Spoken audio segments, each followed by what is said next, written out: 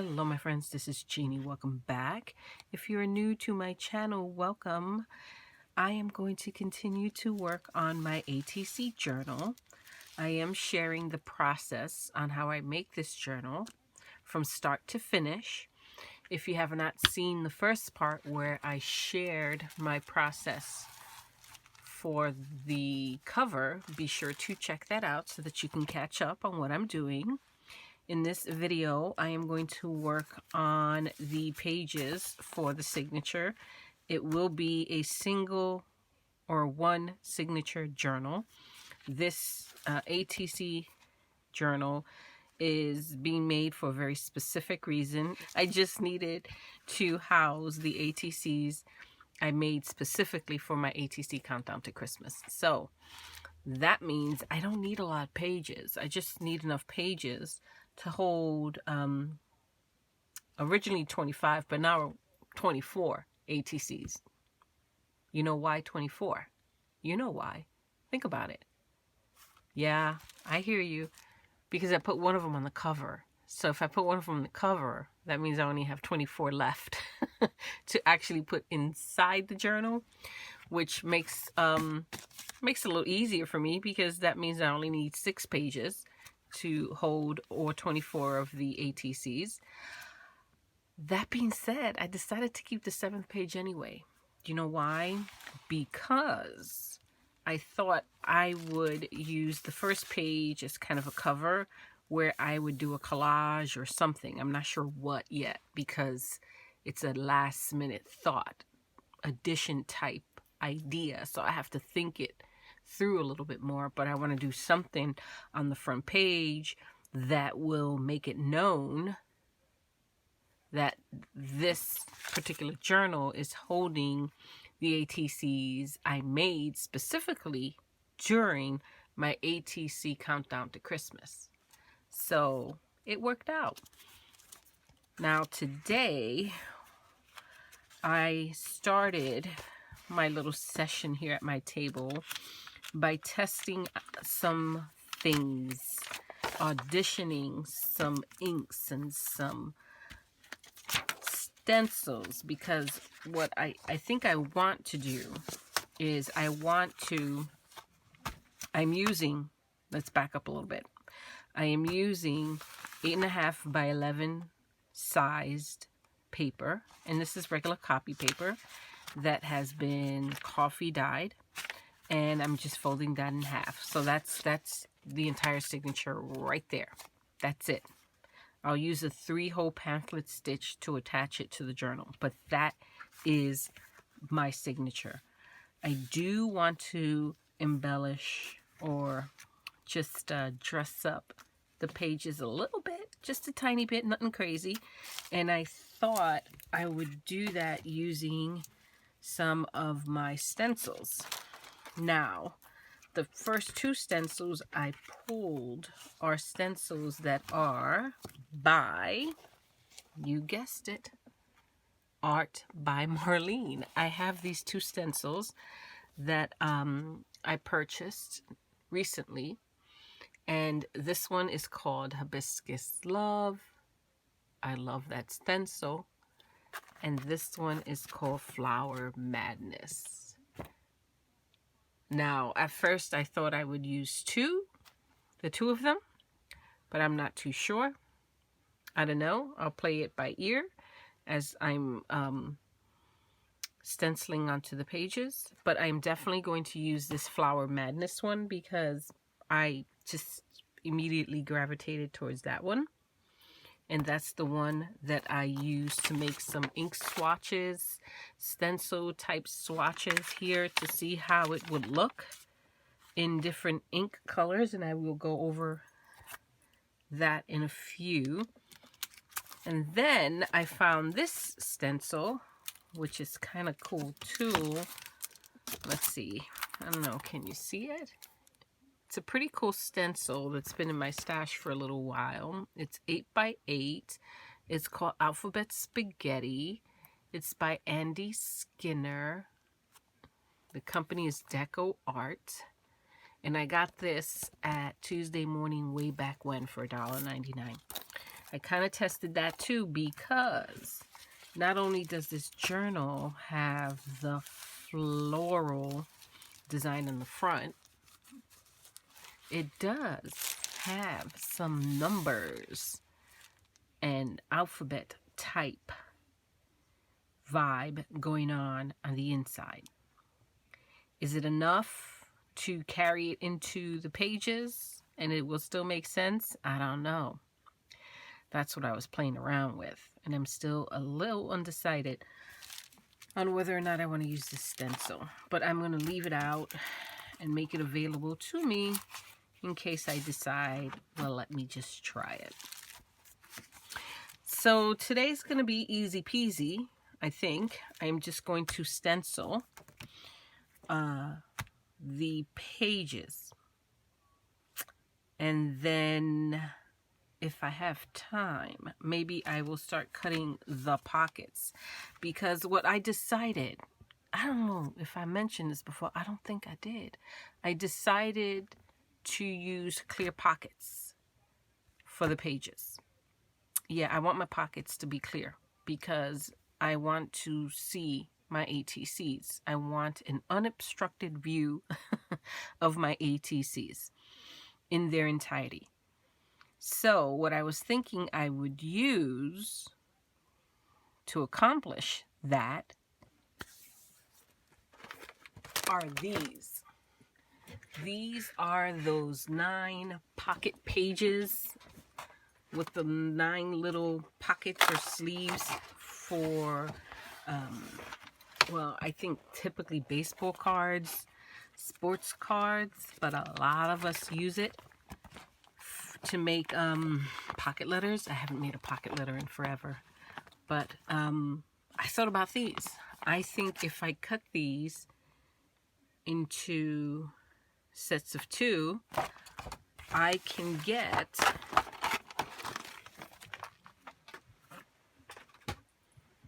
two per page.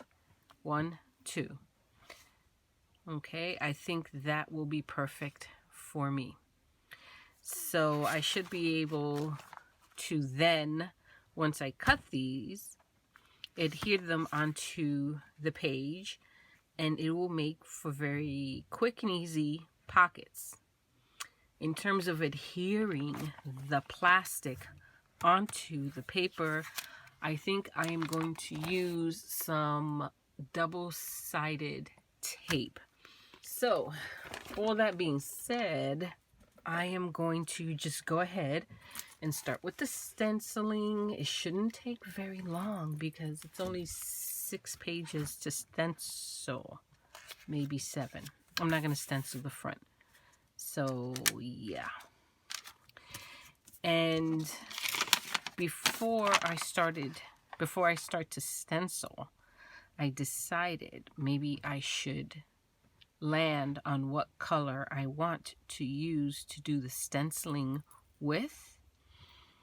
And so this is my swatch page. I took a scrap of paper that was in my scrap box.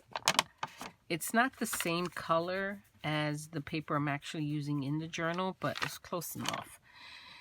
And I tested Vintage Photo, Gathered Twigs, Walnut Stain, Frayed Burlap, and O Paper. And O Paper is interesting because I tested it twice. I tested it with the floral stencil, and I tested it with the Alpha Spaghetti stencil, and they look like 2 totally different colors, which I think it's kind of wild. So when this paper was dyed, it seems like the edges got darker than the center, and that's why I'm thinking the colors, even though they're the same, look different, which is kind of worrisome because now I'm wondering, is it going to look drastically different when I put it on this paper? But again, I don't know. I guess we'll find out. These are Distress Oxide inks, and I applied them using these soft brushes. So again, this is vintage photo. This is gathered twig. And this is walnut stain. These are my browns. I was originally leaning towards a brown. But then I saw the inside of the cover and was reminded that it has a little bit of a green, kind of like patina tint going on there. I thought I would try to pick up on that color, which is when I then decided to try frayed burlap and old paper. And I think I like this side better, the frayed burlap and the old paper. I like this side better for the journal than this side. This side certainly pops more, but I think this just is a little more harmonious with the journal itself, and it flows. So after auditioning 5 colors, I landed on frayed burlap and old paper. So that is what I'm going to use. And I also splashed it with a little bit of water to activate the oxide inks. And you can see the oxide effect. I really like it. So I'm doing it. I'm committing to the frayed burlap and the old paper. So this is going to be the front or first page of my signature. So I don't want to decorate that because I want to collage on that later on down the road. Let me set up my 2 here. Old paper, frayed burlap. I'm going to start with this hibiscus. Was it hibiscus? No. Where is it? It wasn't the hibiscus one. It was the flower power. I'm going to start with the flower power one. And just do it. I don't think I want to do the entire page. Maybe just half. Well, yeah, I think half will work.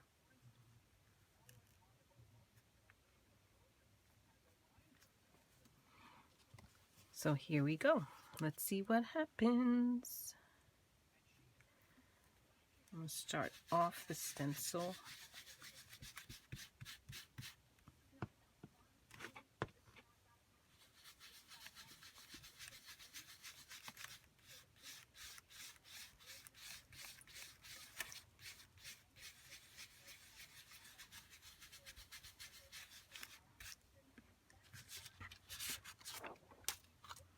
Oh, I think that looks really pretty. I love that. Love, love, love that. And then maybe what I will do, that was old paper. No, that was frayed burlap. I'm going to add some old paper now.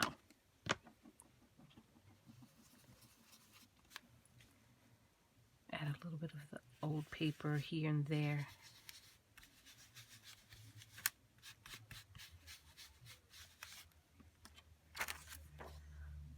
Oh, okay. I like that a lot. So I think that's definitely the combination we're going to use. Frayed burlap and then a little old paper on top of that. I'll stencil each of the pages and then I will come back and spritz a little water on each of the pages to activate the oxide and apply some heat using my heat tool, and that'll be as much as I'm going to do with the pages. So let me get to that.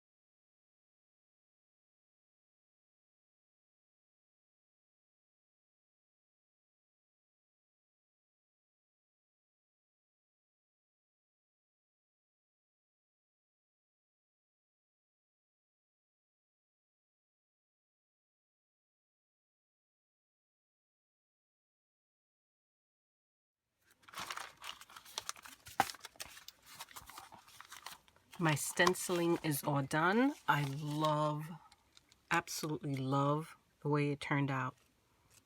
That combination of old paper and frayed burlap is just magic, especially when you add the water and activate that whole oxide effect.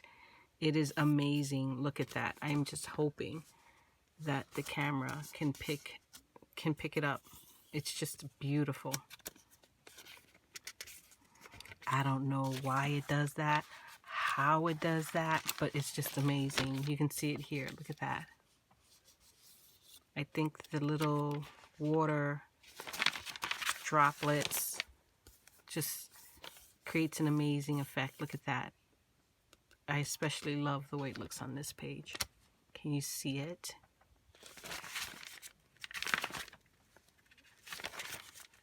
And again, this is a very light stenciling.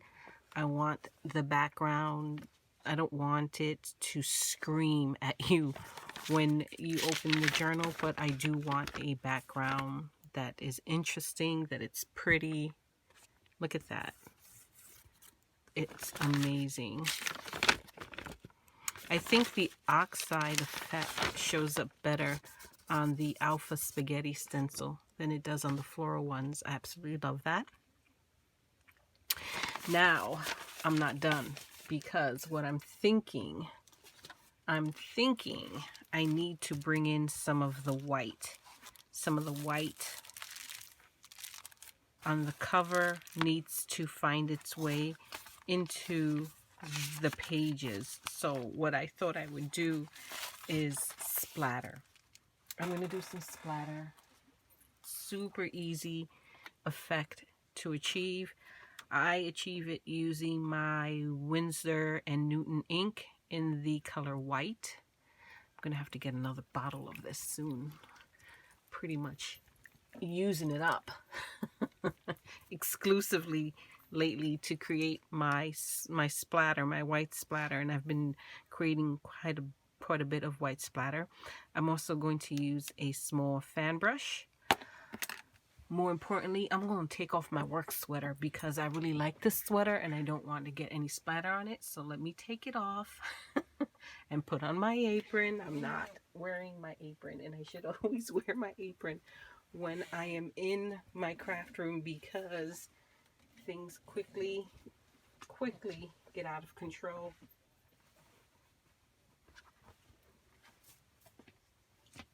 Okay, work sweater is off. Apron is on. Now we can get to splattering. So I think what I'm going to do is a little splatter on each page, and then quick application of my heat gun, and I should be okay.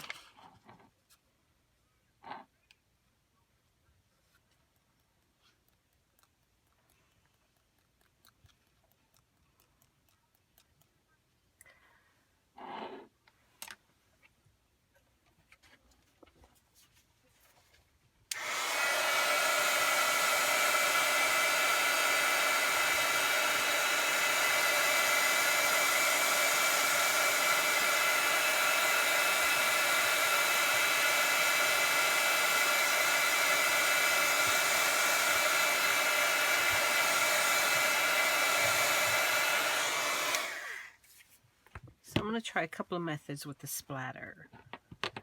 This is just a splatter with heat, just enough heat so that a skin develops over the splatter, and then I will go in with a kitchen towel and blot that so that you get a more crater-like effect with your splatter. I learned that method watching Barbara from 49 Dragonflies. So thank you, Barbara. Love the method. Awesome little tip. And I love the effect. It creates a very nice texture and also cuts the waiting time, the drying time. I'm also realizing what I should have done is put a little,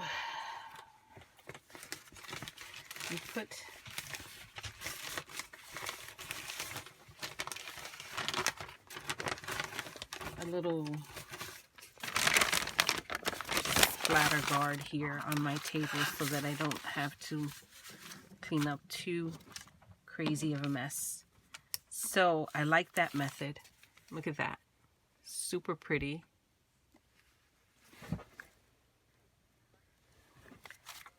Shoot, I just might stick to that method. That method is pretty awesome. The other method would be to splatter and just leave it. Let it completely dry.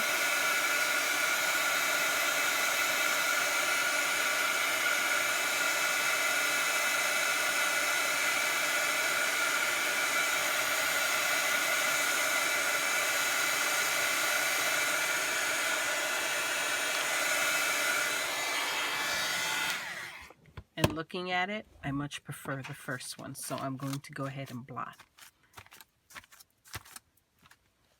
There you go. That's how I'm rolling.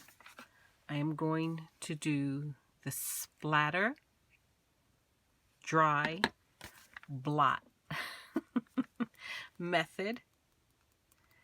I should just call it the Barbara method because she's who I learned it from.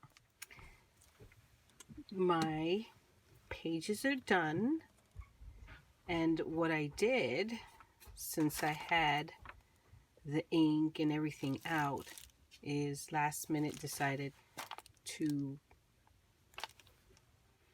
add some splatter to the cover, both front and back as well. And look what happened. I put my heat tool a little too close to that lace and it started to melt.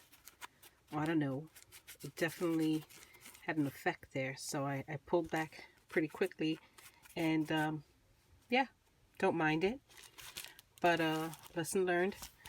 A little too aggressive with the heat. So this is what the pages look like with the splatter, and I love the addition of the splatter.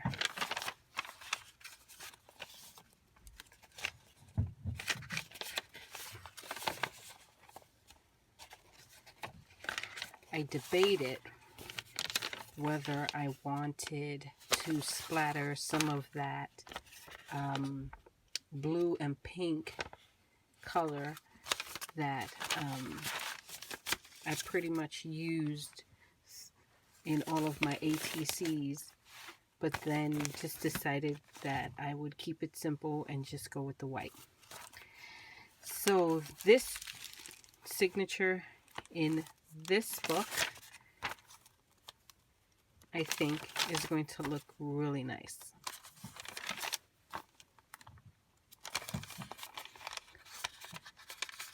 And with the clear pockets, I'm hoping you will still be able to enjoy that background. But I think I am out of time for tonight, my friends. It's late night. I got home after a full day at the office. I'm a little bit tired. It's never a good idea to craft when you're tired, because that's when you make silly mistakes or decisions you come to regret the next day. So I think this is going to be a short video, but that's okay. When we pick up next time, I will add the pockets, and depending on how much time I have, I may also work on the closure. As of right now, I'm thinking an eyelet with a beautiful piece of sari silk.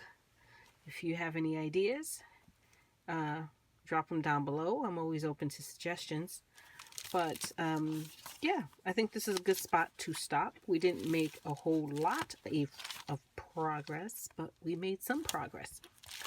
So thank you so much for watching, my friends. I truly do appreciate you, and I will catch you in my next video. Until next time, bye bye.